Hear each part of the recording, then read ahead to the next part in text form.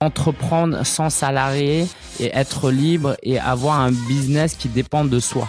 C'est ça l'idée. Ça veut surtout pas dire que on est suffisant en étant seul. Ce serait très dangereux de penser ça parce que dans l'entrepreneuriat, dans le business, il suffit de faire une ou deux belles rencontres pour nous amener à un niveau supérieur. Un gros client peut nous amener à un niveau supérieur. Un partenaire peut nous aider à trouver un client, trouver une technique marketing pour aller à un niveau supérieur qu'on pourrait très difficilement le faire soi-même. Bienvenue sur l'Entrepreneur en vous, le podcast où vous allez découvrir comment démarrer et développer votre propre aventure entrepreneuriale. Je suis votre hôte Nayer Saïdan et dans ce podcast, je vous fais découvrir des entrepreneurs, des freelances, des auteurs et des gens inspirants qui ont su construire et profiter de la vie dont ils ont toujours rêvé. Aujourd'hui, je reçois Lingensia, fondateur du blog Solopreneur et auteur du guide du blogueur. Dans cet épisode du podcast, Lingen partage avec nous son parcours, ses débuts dans le business à Shanghai, les événements difficiles qu'il a vécus, qui l'ont forgé et l'ont amené à devenir un entrepreneur libre. Lingen est très transparent sur ses mentors et les gens qui l'inspirent, mais aussi sur ses revenus et ce qu'il souhaite atteindre avec son business. J'ai vraiment apprécié cette discussion avec Lingen et je pense qu'elle va vous être très utile. Je vous garantis que vous n'y perdrez pas une seconde de votre temps. Vous pouvez accéder aux notes de cet épisode sur le blog en vous rendant sur l'URL suivante envou.co/7, le chiffre 7. Réveille l'entrepreneur qui est en toi, épisode numéro 7. C'est parti mon kiki. Lingen, est-ce que tu es prêt à nous révéler l'entrepreneur qui est en toi ? Carrément, je suis chaud bouillant. Excellent. Aujourd'hui, j'accueille Lingensia, le coach passionné qui est derrière le blog solopreneur.fr. Lingen aide sa communauté à lancer et développer leur propre business à travers une meilleure communication sur le web. Il est aussi auteur du guide du blogueur, consultant en marketing et podcasteur. Lingen, j'aimerais qu'on remonte un peu le temps et qu'on s'intéresse un peu à ton parcours. Est-ce que tu te rappelles du tout premier projet ou business que tu as fait ?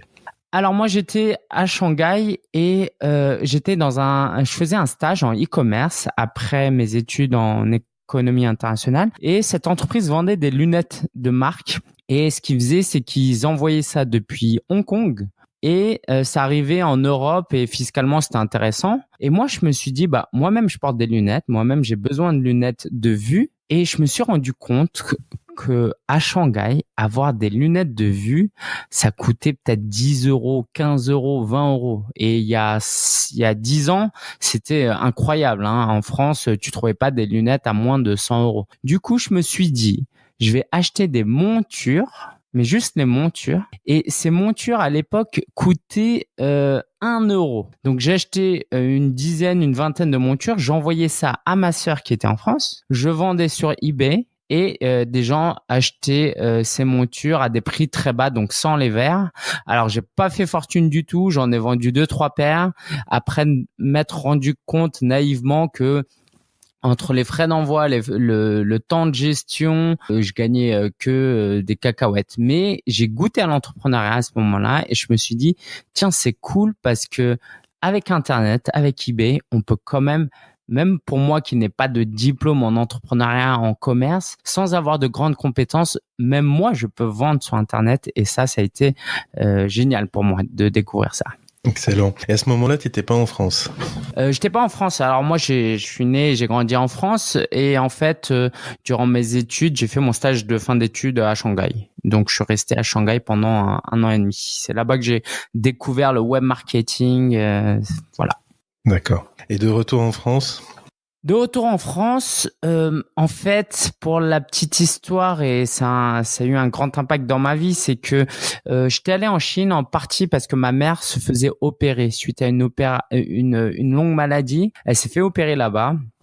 Et l'opération s'est bien passée, sauf qu'un mois plus tard, vu son âge, vu son état, elle a pas pu tenir et voilà, elle est partie. Et j'ai dû m'occuper de mon père qui avait 80 ans à l'époque. Lui, il voulait pas aller en maison de retraite, il voulait pas rester en Chine. Moi, je voulais un peu rester en Chine. Donc finalement, on est retourné à Paris dans notre appartement et étant un peu dépendant, pas totalement dépendant, mon père a eu besoin de moi et je suis resté à la maison et je me suis dit, faut que je trouve un moyen de gagner de l'argent depuis chez moi pour pouvoir passer du temps avec mon père, m'occuper de lui, lui faire à manger de temps en temps et il s'est avéré que quelques mois avant, pendant que j'étais encore à Shanghai, j'ai découvert qu'on pouvait créer des blogs, gagner de l'argent sur Internet en parlant de sa passion. Donc, j'ai lancé des blogs sur les nouvelles technologies, sur le développement personnel pour les hommes. Et très rapidement, en fait, j'avais une passion pour le blogging en soi. Donc, j'ai créé un blog où je racontais un peu mon parcours de blogueur, d'entrepreneur.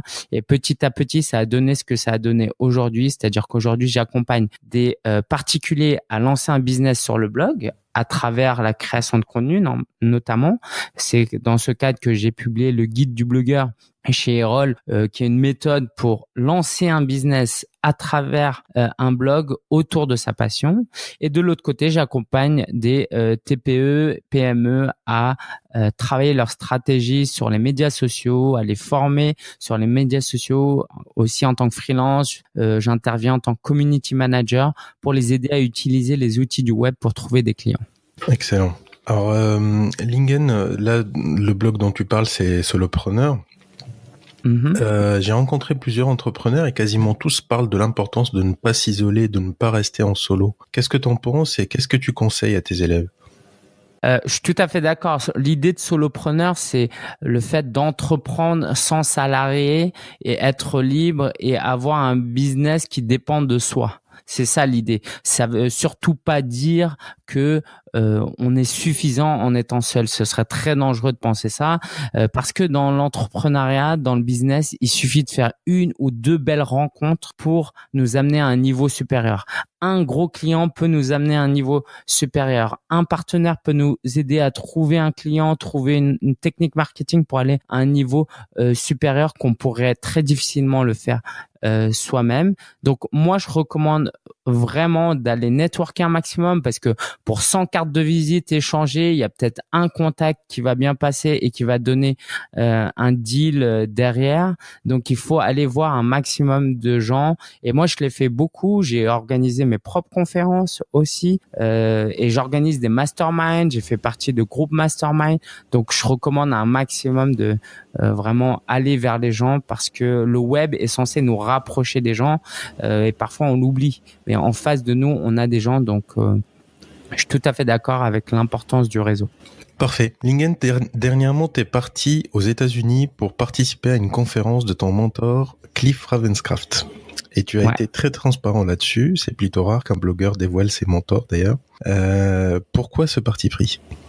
Sur la transparence, sur l'aspect transparence ? Tout à fait, ouais. Alors, déjà, c'est l'inspiration que j'ai eue, notamment de Cliff Ravenscraft, mais aussi de gens comme Pat Flynn, qui tous les mois met en ligne combien il gagne, de personnes comme John Lee Dumas, qui met en ligne tout ce qu'il gagne. Et en fait, je me suis dit, mais rien qu'en regardant comment ils gagnent leur vie, ça m'apporte de la valeur. Donc moi, très tôt dans mon business, je faisais des rapports mensuels où je disais mon trafic, où je disais combien je gagnais, combien je dépensais, parce que je savais que ça aidait les gens de la même manière que moi, je trouvais de l'aide auprès des autres. Donc, si je sais que ça peut aider des gens, je me suis fait violence et j'ai pris un grand plaisir parce qu'en plus dévoiler ces chiffres, ça nous permet d'être soi-même au courant de son activité, d'avoir quelques métriques en tête et donc c'est toujours quelque chose que j'aimais bien faire. Voilà, je voulais être statisticien plus jeune et je pense qu'on a besoin de ça parce que ça sert à rien de vendre du rêve, de parler de techniques marketing, d'astuces, de secrets sans parler de choses concrètes. Et moi, ce que je veux, je suis pas là pour juste gagner de l'argent, je suis là pour apporter de la valeur aux gens. Donc les gens, de la même manière que toi et moi en off ou dans un café, un événement, on va parler de choses beaucoup plus intimes, beaucoup plus secrètes que si on est sur son blog. Je me suis dit j'ai juste à faire pareil en fait. Ce que je dirais avec un ami dans un café, pourquoi je le dirais pas en ligne, j'ai rien à cacher. D'accord. Et donc, en parlant de transparence, quels sont les chiffres aujourd'hui de tes chiffres? Ok. Alors moi, actuellement, je génère entre, on va dire 4 000 et 7 000 euros par mois. Tout dépend de quand est-ce que je fais des lancements de formation ou pas. Donc, un chiffre d'affaires de 4 à 7 000 euros par mois avec des dépenses. Alors, j'ai coupé dans pas mal de dépenses. Là, je vais être autour de 1 1500 euros par mois. Et quand tu dis couper dans les dépenses, c'est-à-dire que tu trouves que c'était pas utile, ça faisait pas avancer ton business? Alors, très bonne question et je pense que ça va vraiment aider les gens.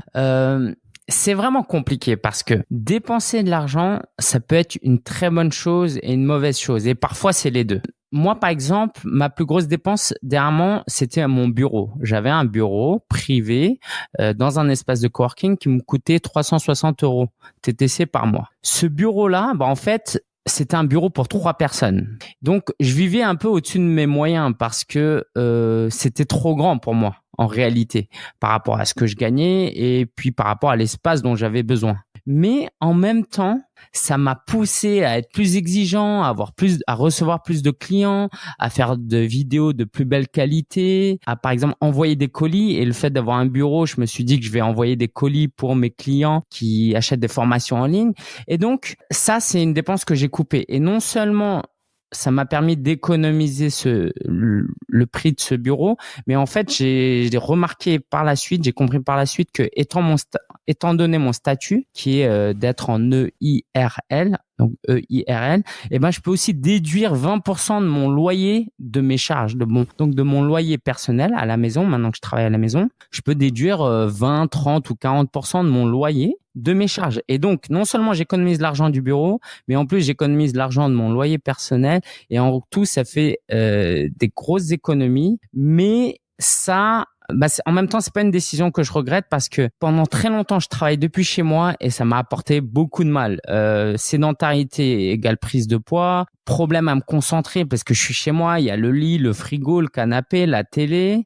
Et aujourd'hui, j'ai atteint un niveau de maturité où voilà, je sais, Lingen, aujourd'hui, il faut que tu fasses ça. Donc, même si je travaille depuis chez moi et qu'il y a le canapé, j'arrive à me faire violence et à travailler. Donc, ce type de dépense, c'est compliqué parce que en même temps, ça t'apporte une grande valeur et en même temps ça coûte de l'argent. Et un dernier exemple, c'est mon voyage aux États-Unis qui m'a coûté 1500 € en tout et pour tout. En réalité, au moment où j'ai payé ça, j'avais pas les moyens de le payer parce que voilà, j'avais pas encore payé mes cotisations, donc forcément j'avais encore de la trésorerie, mais si j'avais anticipé mes cotisations, j'aurais pas investi. J'ai quand même pris la décision d'investir. Et en fait, ce qui s'est passé, c'est que Cliff m'a parlé, il m'a dit ce que tu dépenses est aussi le reflet de la valeur que tu t'attribues à toi-même.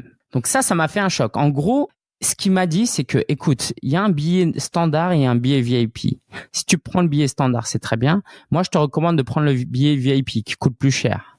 Alors lui, il gagne plus d'argent, certes, mais de manière bienveillante, ce qu'il voulait me faire comprendre, c'est que si tu achètes le billet standard, c'est que tu te comportes comme un entrepreneur standard. Si tu prends le billet VIP, tu vas t'impliquer plus et tu vas dire, OK, Lingen, tu mérites ça. Et en même temps, la résultante de ça, c'est que, OK, maintenant, j'ai investi dans ça. Je suis un VIP, je suis un entrepreneur qui pèse, ou du moins j'aspire à l'être. Et juste après, j'ai lancé une formation. Et ça m'a rapporté l'argent de la conférence. Et j'aurais peut-être pas lancé cette formation et j'aurais pas généré les revenus si le billet c'était juste 100 €, quoi. Si aller aux États-Unis, ça m'aurait coûté que 100 ou 200 €, j'y serais allé un peu en mode touriste. Là, le fait que ce soit un gros investissement pour moi, ça m'a mis une pression positive et j'ai généré plus d'argent les mois à venir grâce à cet investissement que si j'avais pas fait cet investissement. Donc tout ça pour dire aux entrepreneurs, déjà faut vous comprendre vous-même, savoir comment vous fonctionnez et voir vos dépenses comme des investissements. OK, cette conférence m'a permis de rentrer chez moi en étant beaucoup plus confiant, en faisant beaucoup plus de formations en ligne, de communication, de vidéos, parce que j'ai gagné un niveau de confiance. J'ai vu que ces Américains-là, ils étaient bons, mais j'avais aussi la capacité de donner autant que ce qu'ils faisaient et ça m'a donné une confiance. Et donc au final, cet investissement de 1500 €, sur 2 ans, 5 ans, 10 ans, ça va me rapporter des centaines de milliers d'euros si on arrive à le quantifier. Excellent, Lingen. Merci d'être aussi transparent. Et du coup, sur ton chiffre d'affaires, quelle est la répartition entre les formations, le coaching, le consulting? Alors, si on fait la moyenne sur les 12 derniers mois, on va dire ça comme ça, parce que encore une fois, ça dépend de chaque mois. Si on prend la moyenne des 12 derniers mois, la moitié, ça a été en freelance. Donc, j'ai été community manager pour Yann Darwin, un entrepreneur web qui est dans l'immobilier. Donc, j'ai géré ses réseaux sociaux pendant 8 mois, 9 mois. Okay. Donc ça m'a rapporté sur les 12 derniers mois la moitié de mon chiffre d'affaires. Et on va dire que un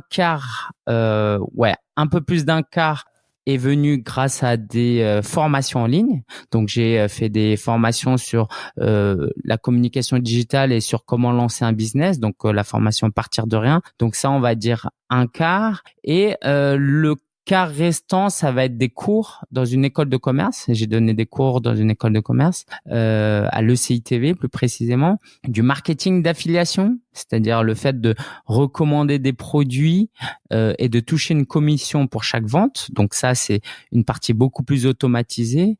Un peu de coaching, les droits d'auteur de mon livre, et puis quelques petites formations par-ci par-là.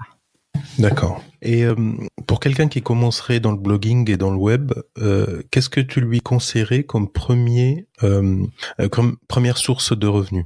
Alors, tout va dépendre de son niveau d'urgence financière. Si c'est quelqu'un qui débute le soir et le week-end et qui a un très bon job et tout se passe bien financièrement, il est tranquille, ce que je lui recommanderais, c'est de viser plutôt le moyen et long terme et de commencer à créer une communauté, à recueillir des emails, à avoir des abonnés qu'on pourra monétiser par la suite. C'est-à-dire que il vaut mieux avoir 1000 emails et dans 12 mois faire une promotion auprès de ces 1000 emails et leur dire voilà, je vends une formation en ligne, je vends du coaching, je vends des prestations en freelance, je fais un événement en présentiel. Mieux vaut faire la promotion d'un produit auprès de 1000 personnes que faire la promotion d'un produit auprès de 10 personnes. Donc moi, ce que je recommanderais à quelqu'un qui est pas dans l'urgence, c'est de construire une communauté de personnes intéressées et au bout de 6 mois, 1 an, de commencer à vendre quelque chose. Pour quelqu'un qui n'a pas de revenus, qui est au chômage par exemple ou qui gagne pas beaucoup, je recommanderais très rapidement de faire du freelance et de non seulement pour les revenus que ça représente et la régularité jusqu'à qu'on perde le client, mais aussi parce que on apprend énormément, on gagne énormément d'expérience à travailler surtout avec un client qu'on apprécie vraiment. Moi, quand j'ai travaillé avec Yann Darwin, alors il m'a payé certes, mais je pourrais presque le payer. Dans 10 ans, je le remercierais de m'avoir pris parce qu'il m'aura apporté plus que les quelques milliers d'euros qu'il m'a apporté. Voilà, il m'aura apporté plus que ce que moi j'ai gagné, parce que tu découvres l'état d'esprit d'un entrepreneur, tu vois les livres qu'il lit, tu vois comment il se comporte, tu vois comment il travaille et tu t'inspires de ces gens-là. Et Gary Vaynerchuk dit ça, il dit que si vous pouvez faire un stage gratuit auprès de l'entrepreneur, de la personne qui vous influence le plus, faites-le parce que sur le moyen et long terme, ça va vous amener beaucoup, beaucoup plus loin que juste gagner quelques euros. Donc voilà, pour résumer assez rapidement, pour ceux qui n'ont pas d'impératif financier, créer une communauté assez grande et au bout de 6 mois, 1 an, moi je recommande idéalement de vendre des formations en ligne. Ça, c'est vraiment une opportunité énorme actuellement. Et pour ceux qui sont dans l'urgence, crée du contenu, fais de la prospection, c'est un peu ton expertise aussi, comme tu me l'as partagé, et allez choper un client. Parce que une fois que vous avez une stabilité financière, sur le court terme, vous allez pouvoir mener à bien des projets sur le moyen et long terme. Mais si sur le court terme, il n'y a pas d'argent qui rentre, et votre business, il va fermer rapidement et vous allez devoir abandonner. Merci Lingen. Si je reviens sur les mentors, durant ton voyage aux US, tu as rencontré un autre de tes mentors, Aaron Walker. Tu dis souvent que tu souhaites te joindre à son mastermind. J'ai cru comprendre qu'il s'est passé une rencontre un peu spéciale avec Aaron. Peux-tu nous raconter ça ?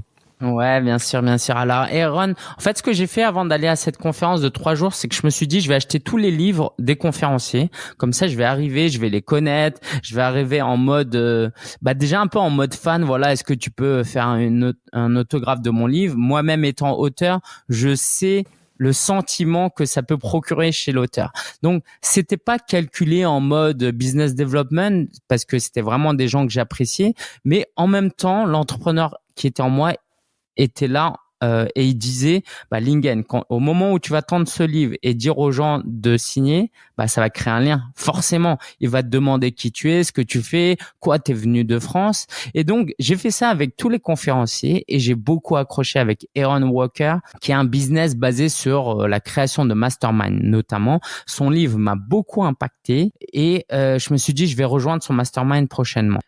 J'ai discuté avec lui à propos de son mastermind pour en savoir plus. Et puis, parallèlement, j'ai vu aussi qu'il avait des lacunes sur les réseaux sociaux. Des choses, voilà. En fait, il est à un niveau, si tu veux, il est à un niveau 10.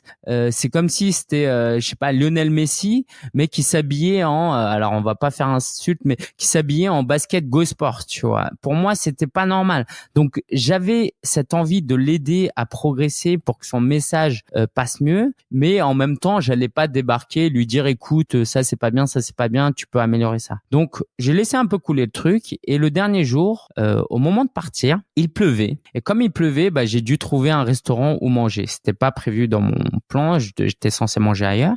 Je m'assois et là, il y a une place de libre à ma droite et je vois Aaron débarquer. Et là, je suis tout ému, quoi. Je suis waouh, je veux passer tout un repas avec lui. J'avais la pression et tout. Donc, on commence à discuter. Et à un moment donné, je prends mon smartphone. Je lui dis, écoute, je voulais te dire, voilà, c'est mon métier. Donc, je suis spécialiste sur les réseaux sociaux. Regarde ça, là. Il y a un petit souci ici. Est-ce que tu peux, voilà, je voulais juste te le signaler. Et du coup, il est curieux et tout. Et il me dit, ah, merci et tout. Du coup, j'en profite pour lui donner d'autres astuces et dire ça aussi, tu pourrais améliorer. Et là, il me dit, restons en contact. Et là, je lui dis, écoute, moi, ton projet, il me plaît vraiment. Est-ce que je peux te faire un audit gratuit sous 24 heures? Je t'envoie ça. Dès que je rentre à Paris, sous 24 heures, je t'envoie. Je te fais un audit de tous tes réseaux sociaux. Je te dis si ça, les choses à améliorer parce que je veux vraiment t'aider.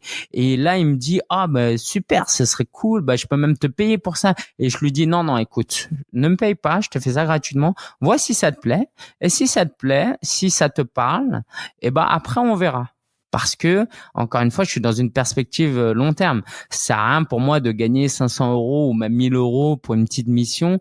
Moi, ce qui me plairait, c'est de bâtir une relation à long terme, non seulement peut-être en tant que prestataire et client, mais aussi avoir une relation avec un mentor comme ça vaut des millions. Donc, ce que j'ai fait, c'est que je lui ai envoyé, il m'a remercié, il n'est pas revenu vers moi pendant 10 jours parce qu'il était en voyage. Il a une équipe aux Philippines et qui m'a contacté. Et en fait, hier même, on a fait un call en anglais et tout. Ça a duré 1h30. Et en fait, ils m'ont dit merci, ça nous a vraiment aidé. Donc, c'est l'équipe qui s'occupe des médias sociaux. Et là, à l'oral, je leur montre concrètement comment ils peuvent améliorer les choses, etc., etc. Donc, après l'appel, ils me remercient. Aaron me remercie aussi.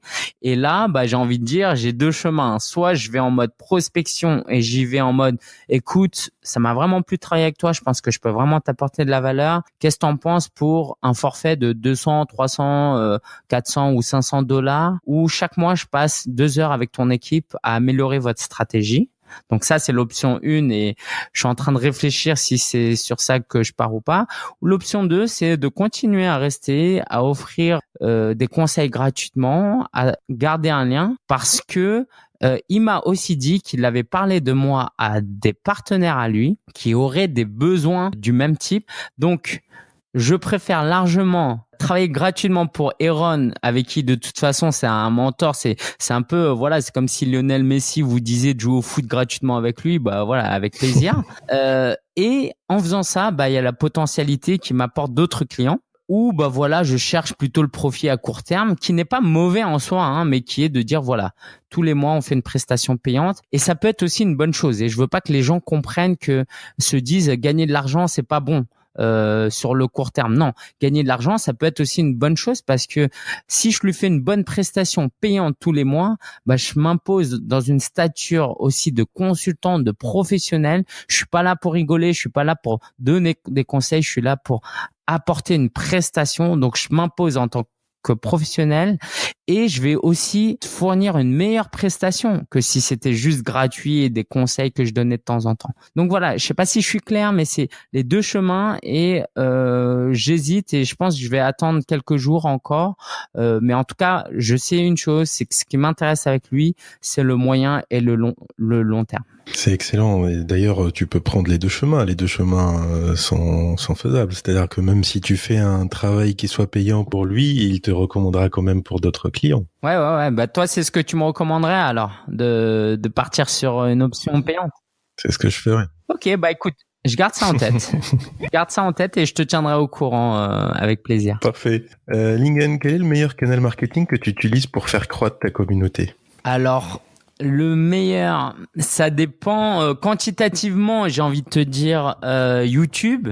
Qualitativement, j'ai envie de te dire le podcast. Alors, quantitativement, pourquoi? Parce que YouTube aujourd'hui, c'est un moyen formidable d'attirer des leads. C'est-à-dire que si tu es dans une niche, par exemple, tu es prof de tennis, tu veux donner des cours en ligne de tennis, tu fais un top 10 des questions qu'on te pose le plus souvent, tu fais 10 vidéos avec les mots-clés, un minimum optimisé, des descriptions, une description fournie, des mots-clés ajoutés, une vignette à peu près correcte. Tu postes ces 10 vidéos, tu attends un mois et tu vas voir que tu vas avoir plein de personnes qui vont regarder tes vidéos. Et donc, pour peu que sur ta vidéo, tu mettes un appel à l'action, cliquez ici, cliquez dans la description pour recevoir mon e-book gratuit. Et là, tu récupères un max de prospects. Et ça peut être extrêmement efficace. Et c'est un format que je recommande.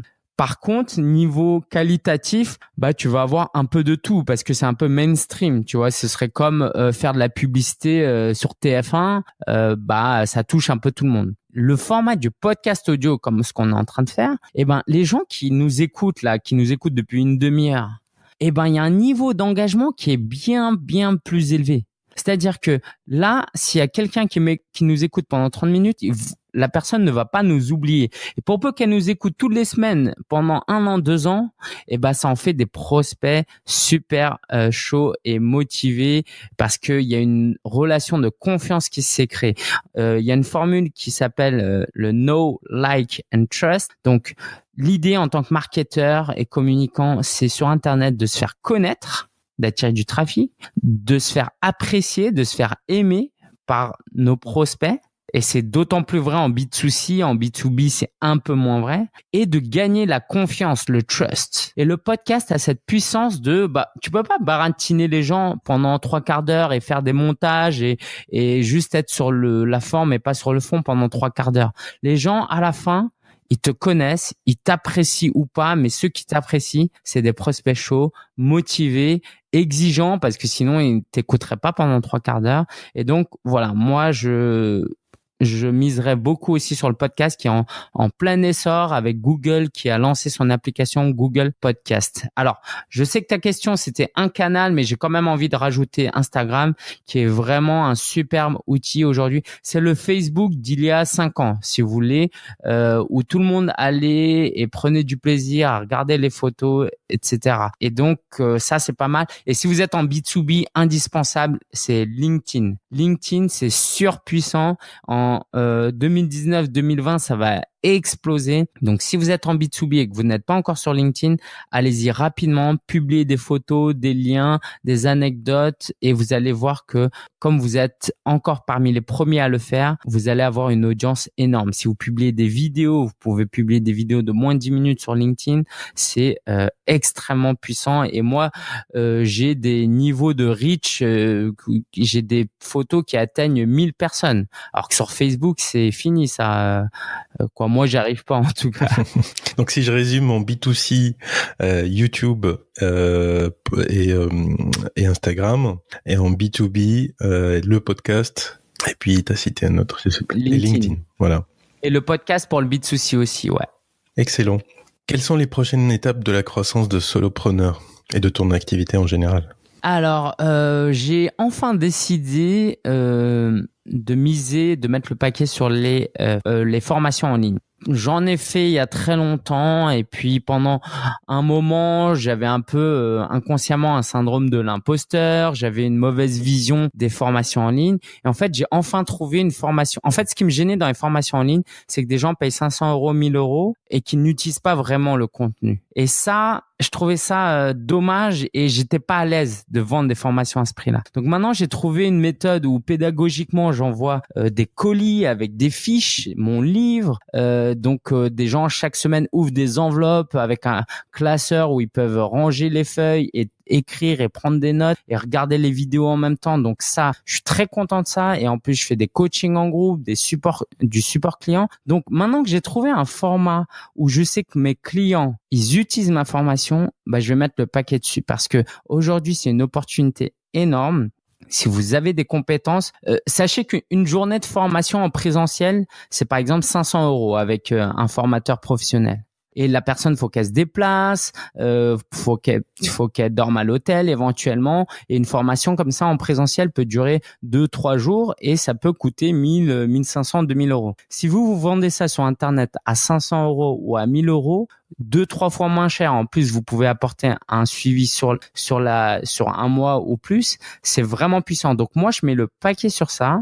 Et pour la petite anecdote, en fait, c'est en juillet quand mon client Yann Darwin a internalisé sa com.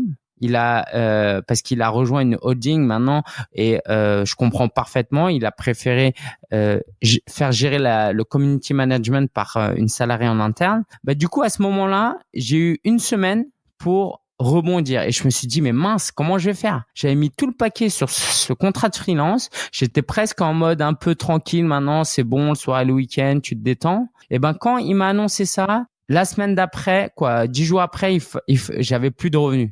Donc je me suis dit à ce moment-là, Lingen, tu as une liste d'emails, créer des formations sur là où tu es pertinent, là où tu es bon, là où les gens te sollicitent. Et donc, j'ai lancé des formations et là, l'idée, c'est de continuer comme ça. Donc, j'ai généré plus de 10 000 € l'été dernier avec 3 formations en tout. Et là, l'idée, c'est de faire grossir et j'ai pas encore réfléchi aux chiffres, donc merci de me poser la question. Je vais faire en sorte que la moitié de mon CA vienne des formations en ligne et si je peux dépasser les 100 000 € de CA en 2019, je serai très content. C'est tout ce qu'on te souhaite. Merci. Lingen, c'est le moment des temps forts. Quel a été le pire moment de ton parcours d'entrepreneur et comment tu as fait pour rebondir ? Le pire moment. Alors oui, à un moment donné, alors j'ai pas fait ma biographie complète, mais dans mon parcours, j'ai aussi été salarié suite au décès de mon père. Je suis allé travailler dans une ONG et en fait, le soir et le week-end, je continuais à bosser sur mon business, donc c'était super compliqué. Et en fait, à ce moment-là, j'ai organisé la conférence solopreneur. C'est une journée de conférence. Ça m'a épuisé. 2 mois après, j'ai fait un mini burn-out où pendant 3 jours, je suis resté cloué au lit. Et c'est là aussi que j'ai pris la décision de quitter mon job et de me remettre à plein temps dans mon business. Donc ça, c'était un moment difficile. Heureusement que mon épouse, qui n'était pas encore mon épouse à l'époque, était là pour me soutenir. Mais ça, c'était un moment difficile, ouais.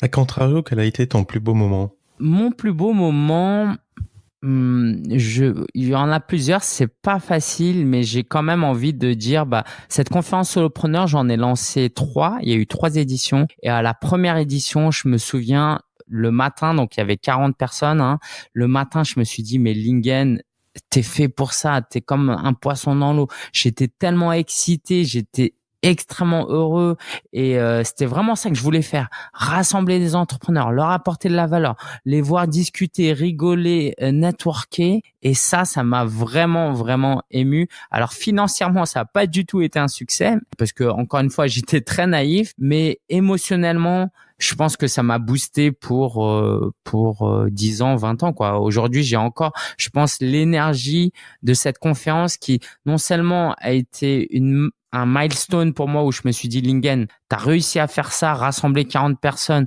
pour une journée, c'est balèze. Mais en plus, je me suis fait reconnaître dans le milieu comme étant pas juste un entrepreneur web, mais un entrepreneur, quelqu'un qui rassemble les gens. Et quand j'ai fait ça en 2014, il y avait encore très peu d'entrepreneurs web qui organisaient des événements en présentiel. Et ça m'a permis, en fait, ça m'a ouvert des portes et ça m'a permis de connaître des gens comme Jérôme Moirot, Frédéric Canvet, Rémi Bigot, Nicolas Penn, des gens que j'aurais pas pu atteindre si j'avais pas fait cette conférence. Et c'est aussi des gens qui, les années après, m'ont apporté des clients directement ou indirectement. Donc maintenant que j'y pense, c'était vraiment une très belle journée, très fatigante, et qui m'a permis derrière de me faire une place, de gagner en autorité et de générer des contrats.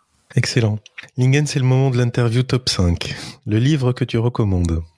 J'ai envie de dire le livre de Chris Ducker qui s'appelle The Rise of Youpreneur. Rise of Youpreneur. C'est un livre dédié aux entrepreneurs individuels et comment ils peuvent développer leur business sur le web à travers leur marque personnelle. C'est en anglais. L'entrepreneur que tu suis ou dont tu es fan? Gary Vaynerchuk. Ton outil en ligne préféré? C'est pas facile, évidemment. Tu te doutes qu'il y en a plein, mais ça reste, on va dire, ça reste YouTube. YouTube, ouais. Ton premier conseil pour quelqu'un qui aimerait se lancer aujourd'hui? C'est de pousser le premier domino qui va pousser les autres dominos. C'est-à-dire que si vous avez l'impression qu'il faut faire un business plan avant de lancer votre projet et que l'idée de créer un business plan de 20 pages vous effraie et vous pousse à ne rien lancer du tout, ça, c'est pas le bon domino à pousser. Donc, le premier domino, moi, par exemple, ma méthode, c'est de créer du contenu. Créer un blog, une chaîne YouTube, un podcast pour juste partager sa passion.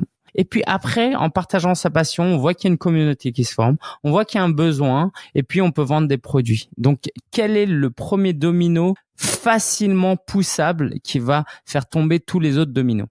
Le meilleur investissement que tu as réalisé pour faire croître ton entreprise, ça pourrait être un investissement en termes de temps, de moyens humains, de moyens financiers, un produit? Alors, j'en ai utilisé plusieurs, mais c'est les autorépondeurs. C'est les outils qui permettent de générer, de capter les emails et d'envoyer des emails après. Donc, moi, actuellement, j'utilise ConvertKit. ConvertKit me permet de récupérer les emails et d'envoyer les emails. Et l'email marketing reste la méthode numéro 1 pour générer des ventes. C'est extrêmement efficace.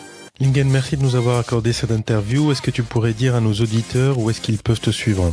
Alors, merci Nayer de m'avoir invité. Il suffit d'aller sur solopreneur.fr, en un mot, solopreneur.fr, et il y aura des liens sur mes réseaux sociaux, mes formations gratuites ou payantes, donc solopreneur.fr. Et si vous aimez lire, le guide du blogueur, c'est un excellent livre qui se lit très facilement et qui va vous aider à vous lancer. Merci Lingen, merci pour ta transparence et puis tout ce que tu nous as apporté dans cette interview. À bientôt. Merci, avec grand plaisir. Ciao, ciao. Merci encore à Lingen de nous avoir révélé l'entrepreneur qui est en lui. Je vous rappelle que vous pouvez accéder à l'ensemble des notes de cet épisode en vous rendant sur le lien suivant envou.co/7, le chiffre 7. Avant de terminer ce podcast, j'ai une annonce importante à vous faire. Si vous avez apprécié cet épisode du podcast, j'apprécierais votre soutien. Pour cela, je vous invite à laisser une note et un commentaire sur la page iTunes ou Apple Podcast en vous rendant sur envou.co/iTunes. Enfin, vous pouvez écouter tous les épisodes et vous abonner sur votre application de podcast préférée. Je vous remercie d'avoir écouté ce podcast jusqu'à la fin et je vous dis à très bientôt pour un nouvel épisode de l'entrepreneur en vous. C'est fini mon kiddo.